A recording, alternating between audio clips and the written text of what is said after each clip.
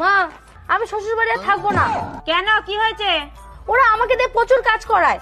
তো এখানে থাকলেও তোমাকে কাজ করতে হবে। হ্যাঁ, তো নিজের বাড়িতে কাজ করব, লোকের বাড়ি গিয়ে কেন করব? তা উঠোনটা ঝাড় দে। বাবা, উঠোন ঝাড় দে, এক্ষুনি দিয়ে দিচ্ছি।